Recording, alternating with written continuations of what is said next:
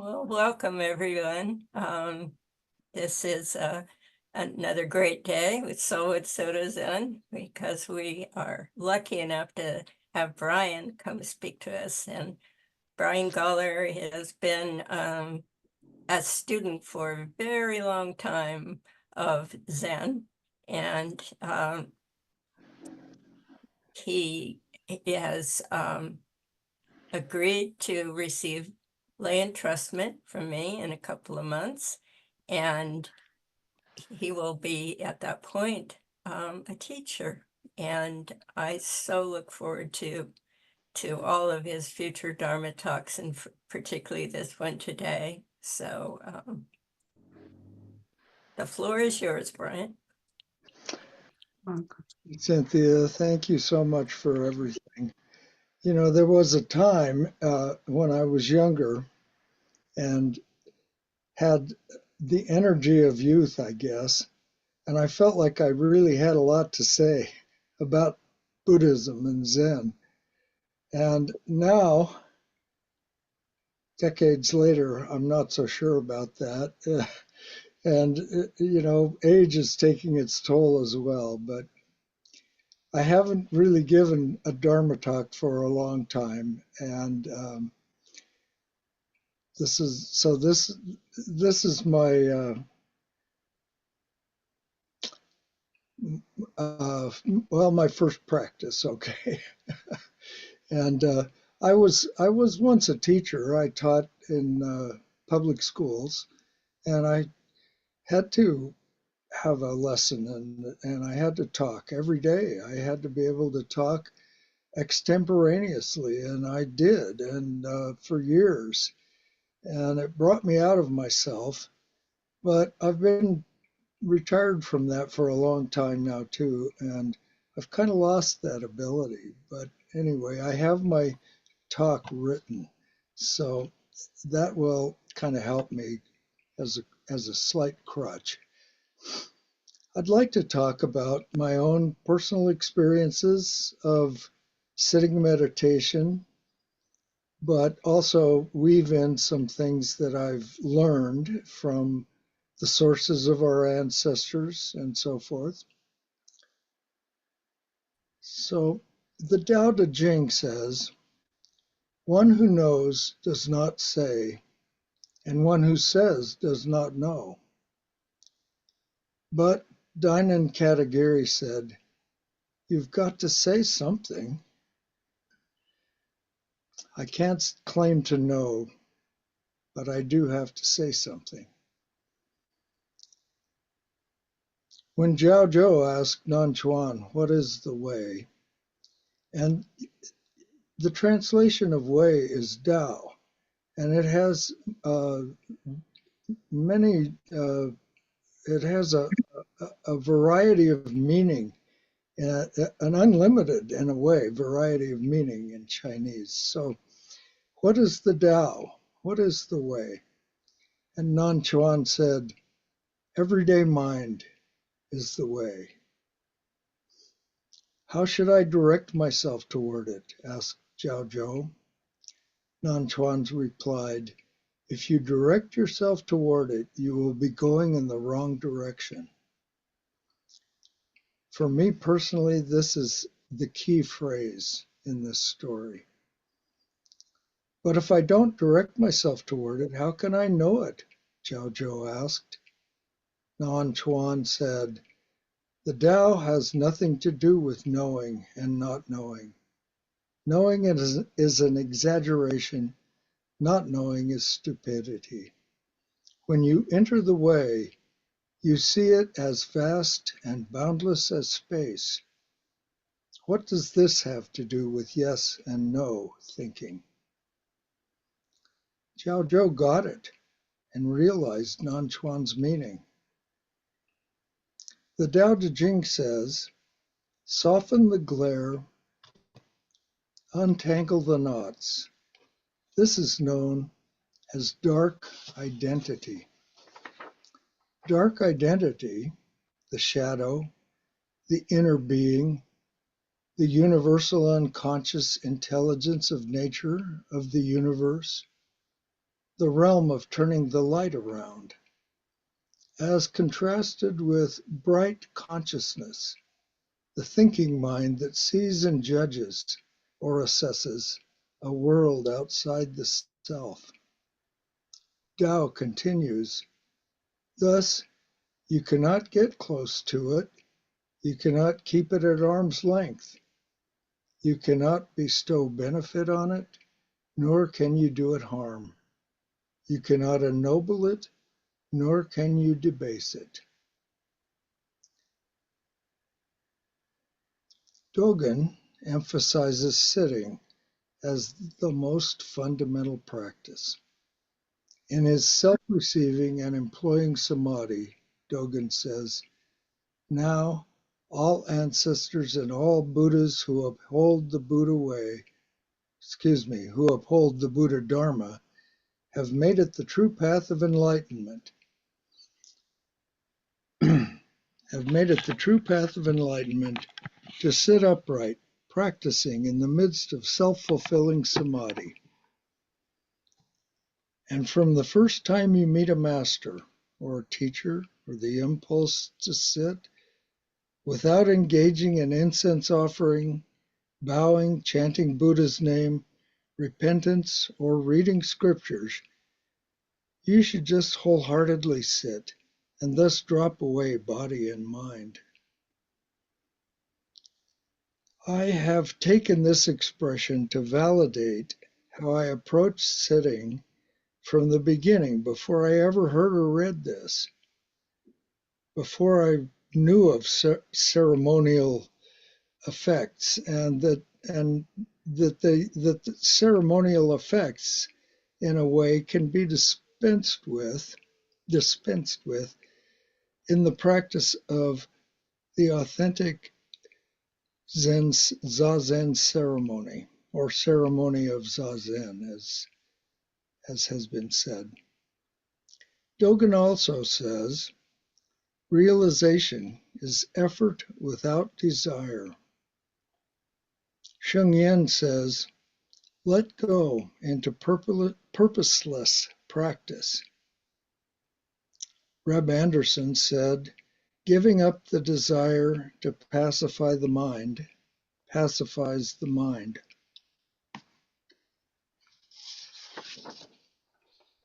And then he said more recently, undistracted calm. Calm abiding.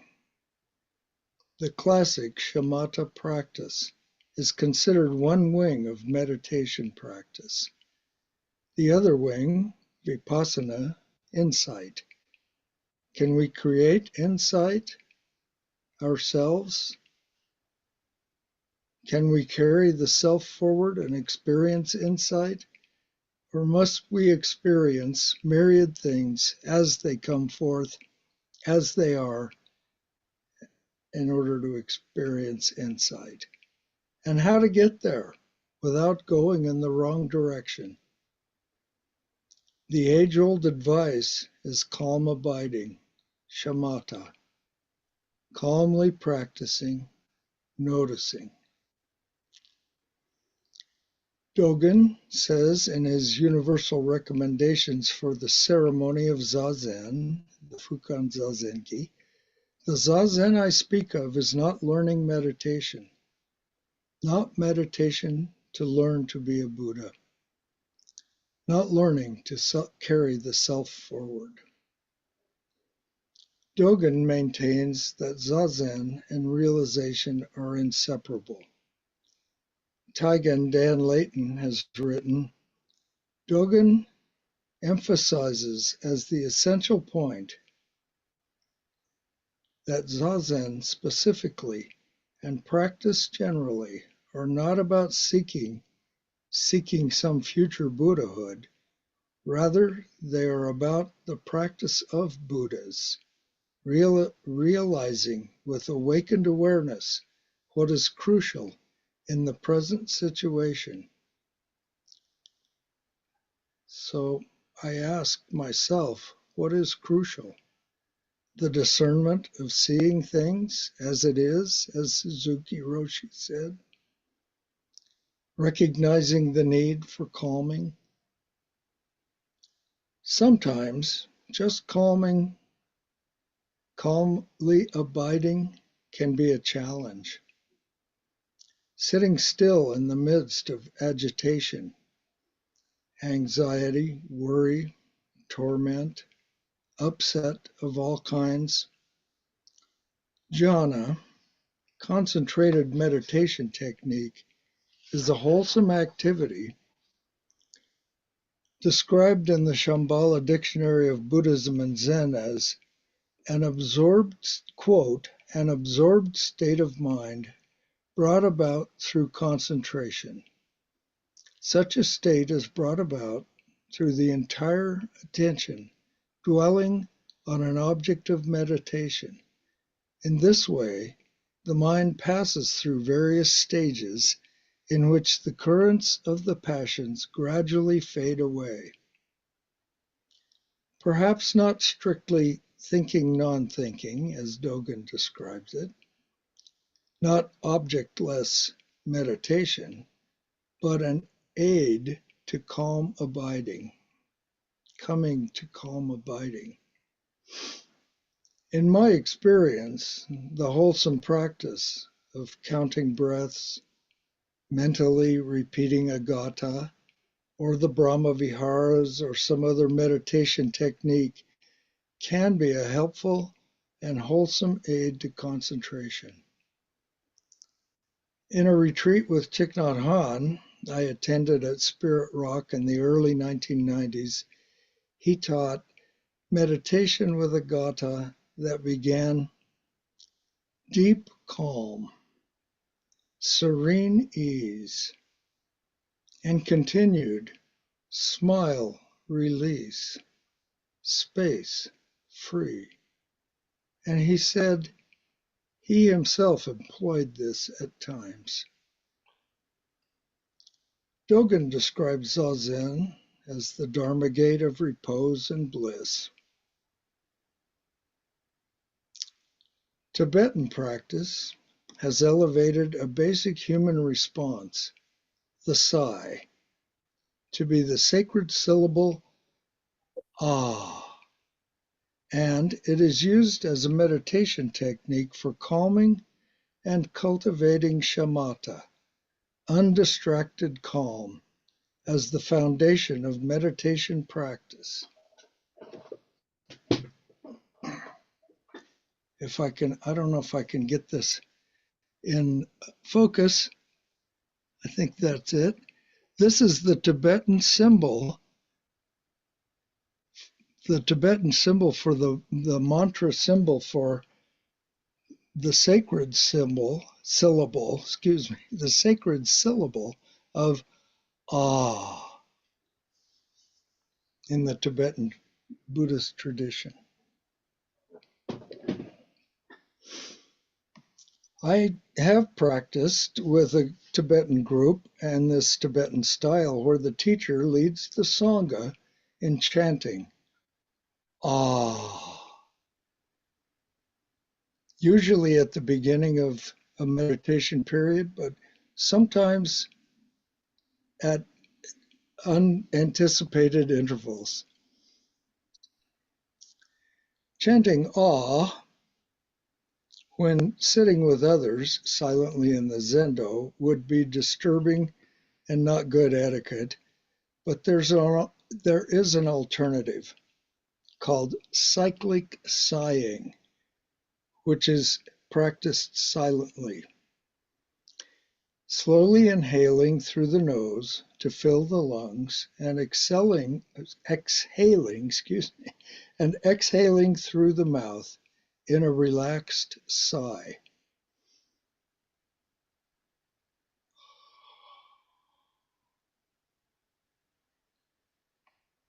In a study at the University of Pisa in Italy, this technique was identified as the most effective at reducing stress among a variety of breathing exercises, including mindfulness meditation. Mindfully practicing cyclic sighing is virtually the same as chanting ah silently. It can be done anywhere. Buddhists and meditators from time immemorial have relied on gathas and other meditation techniques. Like so many others, I always begin with the breath and continue with the breath, being intimate with the breath, the vital breath. Quote, respiration is the perfect interaction between conscious and unconscious, said Angelo Gimignani, the psychiatrist and neuroscience professor at the University of Pisa. Breathing is a way for both the body and mind to work together to help regulate our emotions. I have thought at times better to recite a metta prayer or a gatha or some other technique than sit here in a totally distracted state with my mind spinning from one thought to another.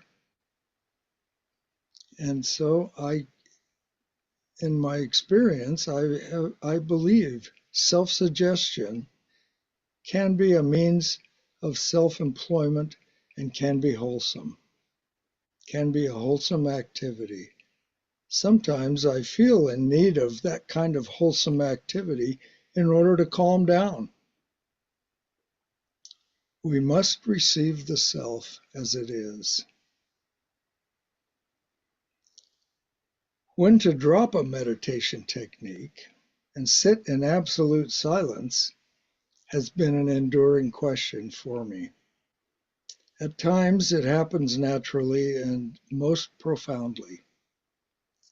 Sogyal Rinpoche, in his essential advice on the practice of meditation, recommends always leaving space to drop technique and, quote, rest in Rigpa, a Tibetan word for pristine awareness.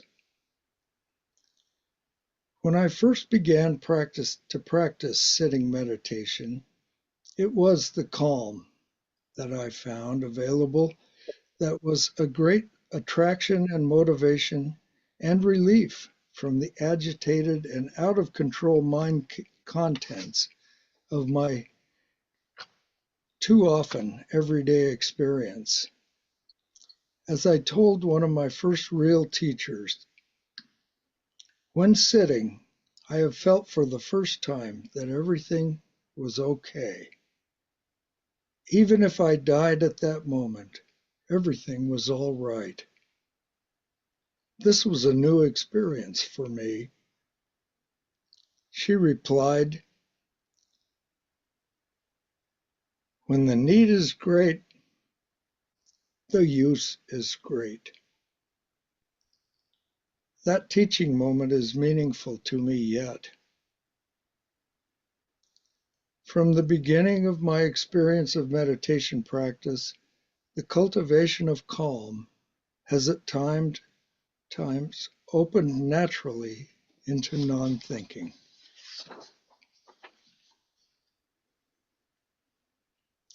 I value, however, the reminder that how we structure language and thought into experience is limited, and the totality of reality is actually inconceivable. There is so much in the realm of knowing. It is endless. As Nan Chuan said, when you enter the way, you see it as vast and boundless as space. It has nothing to do with knowing or not knowing. Thank you.